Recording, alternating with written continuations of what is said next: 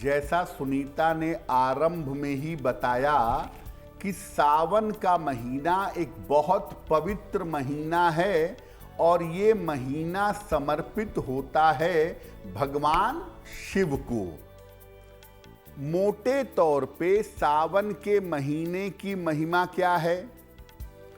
ये महीना हिंदुओं के पवित्र चातुर्मास में से एक माना जाता है। श्रावण, भाद्रपद, आश्विन और कार्तिक, इसमें से चातुर्मास का जो पहला महीना है वो सावन का है। इस महीने का संबंध पूर्ण रूप से भगवान शिव से माना गया है। ऐसी कथा आती है कि इसी महीने में समुद्र मंथन हुआ था और भगवान शिव ने हलाहल विष का पान किया था। उस विष की गर्मी को शांत करने के लिए उस समय देवताओं ने, भक्तों ने भगवान शिव को जल अर्पित किया था। तब से एक परंपरा चली आई कि सावन के महीने में भगवान शिव के भक्त शिव जी को जल अर्पित करते हैं। आप भगवान शिव की पूजा पूरे साल करें, बहुत शुभ बात है, लेकिन जो फल आपको केवल सावन में पूजा से मिल जाएगा वो फल आपको कभी नहीं मिल सकता। पूरे साल भर पूजा का फल केवल सावन में शिव जी की पूजा से मिल सकता है। तपस्या, साधना और वरदान की प्राप्ति के लिए ये महीना बहुत शुभ माना जाता है। इस बार सावन का महीना 11 जुलाई से आरंभ हो रहा है और ये 9 अगस्त तक बना रहेगा। तो 11 जुलाई से लेकर के 9 अगस्त तक का समय ऐसा होगा जब भगवान शिव की असीम अनुकंपा, असीम कृपा उनके भक्तों को प्राप्त होगी। देखिए, सावन का महीना भगवान शिव का महीना है और भगवान शिव की कृपा प्राप्त करना सबसे सरल है। तो अगर आप सावन के महीने में तपस्या, साधना, उपासना करते हैं तो भगवान शिव की कृपा से आपको विशेष फायदे हो सकते हैं। कौन से लाभ हो सकते हैं? जिन लोगों का विवाह नहीं हो पा रहा है, चाहे वो स्त्री हों चाहे वो पुरुष हों, ऐसे लोग विशेष प्रयोग करके विवाह का वरदान पा सकते हैं। जिनकी कुंडली में आयु भाव कमजोर है, जिनके आयु और जीवन में समस्या है, उनको भी सावन में साधना करने से आयु रक्षा का वरदान मिल सकता है। सावन के महीने में शनि की पूजा सबसे ज्यादा फलदायी होती है और ऐसा माना जाता है कि आप साल भर शनि की पूजा न करें, केवल सावन में शनि की पूजा कर लें तो आपका बेड़ा पार हो जाएगा। सावन के महीने में आप अपनी कुंडली के तमाम दोषों को शांत कर सकते हैं, जैसे ग्रहण दोष, राहु दोष, गुरु चांडाल दोष, केमद्रुम दोष, अमावस दोष। इन तमाम दोषों की शांति आप सावन के महीने में कर सकते हैं। पूरे साल में सावन का महीना ही एक ऐसा मौका होता है जब सर्प की पूजा की जाती है, नाग पंचमी के अवसर पर। तो पूरे साल में सर्प पूजा केवल इसी महीने में हो सकती है और कभी भी नहीं की जा सकती।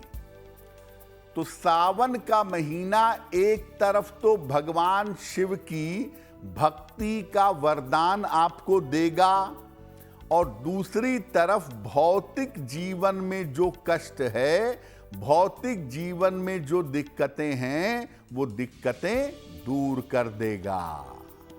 देखिए, एक आम आदमी, एक सामान्य आदमी जिसको बहुत ज्ञान नहीं है, वो सामान्य रूप से सावन में पूजा कैसे करेगा आपको बताते हैं।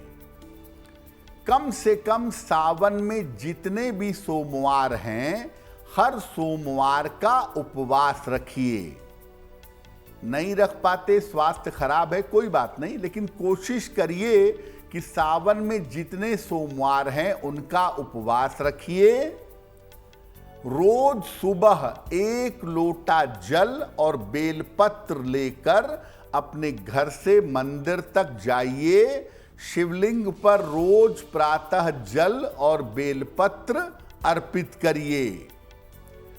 दूध कम से कम अर्पित करिए और तांबे का प्रयोग दूध अर्पित करने में मत करिएगा। रोज सुबह शिवलिंग पर जल और बिल्व पत्र यानी बेलपत्र अर्पित करिए और इसके बाद शिव पंचाक्षर स्तोत्र का नागेंद्रहाराय त्रिलोचनाय है ना, तस्मै नकाराय नमः शिवाय, तो रोज सुबह शिव पंचाक्षर स्तोत्र का पाठ करें। या नमः शिवाय मुक्ति देने वाला मंत्र है, सर्वोत्कृष्ट मंत्र है, तो नमः शिवाय का अधिक से अधिक जप करें। जब रोज सुबह आप ऐसा कर लें, तब उसके बाद आपको जो ब्रेकफास्ट करना है, जलपान करना है, फलाहार करना है, वो आप करिएगा। अगर आप रुद्राक्ष धारण करना चाहते हैं तो सावन का महीना इसके लिए सबसे ज्यादा उपयुक्त है। सावन के महीने में भगवान शिव को नमस्कार करके, उनको अर्पित करके आप रुद्राक्ष के दाने या पूरे रुद्राक्ष की माला अपने गले में धारण कर सकते हैं। देखिए, सावन पवित्र महीना, शिव जी का महीना, सोमवार पवित्र दिन, भगवान शिव का दिन, तो महीना भी शिव जी का और दिन भी शिव जी का, इसलिए इसका महत्व बढ़ जाता है। भगवान शिव की विशेष पूजा करने के लिए, खास तौर से वैवाहिक जीवन के लिए सोमवार की पूजा की जाती है। बहुत सारी महिलाएं अलग से भी सोमवार की पूजा करती हैं, 16 सोमवार। अगर कुंडली में विवाह का योग ना हो या विवाह होने में अड़चन आ रही हो, तो सावन के सोमवार पर पूजा जरूर करनी चाहिए।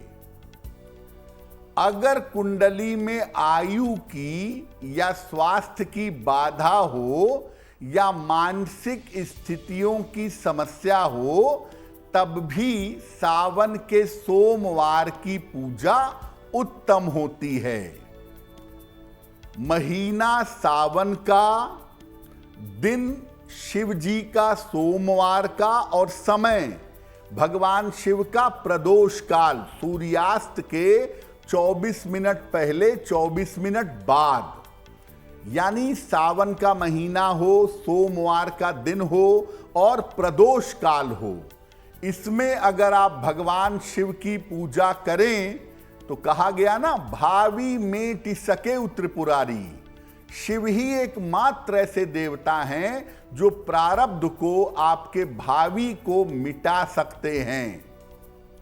तो सावन के सोमवार पर मुख्य रूप से शिवलिंग की पूजा की जाती है और उस पर जल और बेलपत्र अर्पित किया जाता है। बहुत सारे लोग सावन के सोमवार का उपवास भी रखते हैं और उपवास रखकर पूरे विधि विधान से भगवान शिव की पूजा करते हैं।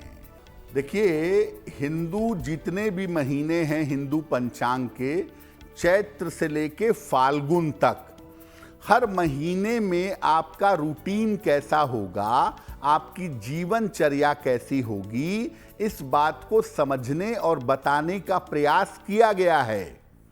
सावन के महीने में भी 3 बातों पर विशेष जोर दिया गया है। पहला, सावन के महीने में साग मत खाइए, यानी लीफी वेजिटेबल्स, पत्ते वाली सब्जियां सावन के महीने में ना खाएं, क्योंकि बहुत वर्षा की वजह से कीड़े मकोड़े हो सकते हैं, शरीर के अंदर प्रवेश कर सकते हैं, आप मुश्किल में आ सकते हैं। तो सावन के महीने में साग और लीफी वेजिटेबल्स का प्रयोग ना करें। दूसरा, नॉर्मली तो साल भर सलाद खाना, कच्चे फल और सब्जियां खाना अच्छा होता है, लेकिन सावन के महीने में कच्चा फल और कच्ची सब्जी मत खाइए, क्योंकि यहाँ पे भी कीड़े मकोड़े होने की, इन्फेक्शन होने की संभावना होती है। तो सावन में जो भी खाइए उसे उबाल कर अच्छी तरह से या पका करके खाइए, ताकि उसके अंदर अगर कोई कीटाणु है, कोई बैक्टीरिया है, तो वो नष्ट हो सके। और तीसरी बात, सावन के महीने में गुनगुने पानी का प्रयोग जरूर करना चाहिए। अगर आप सावन के महीने में नियमित रूप से गुनगुना पानी पिएं तो शरीर विषमुक्त होगा और आप बड़ी अच्छी तरह से स्वस्थ रहेंगे। अगर आप मुझसे जुड़ करके अपनी समस्याओं का समाधान चाहते हैं और चाहते हैं कि आपकी समस्याओं को ज्योतिष के माध्यम से सुलझाया जाए, तो आप हमसे संपर्क कर सकते हैं, जुड़ सकते हैं एस्ट्रो तक पर।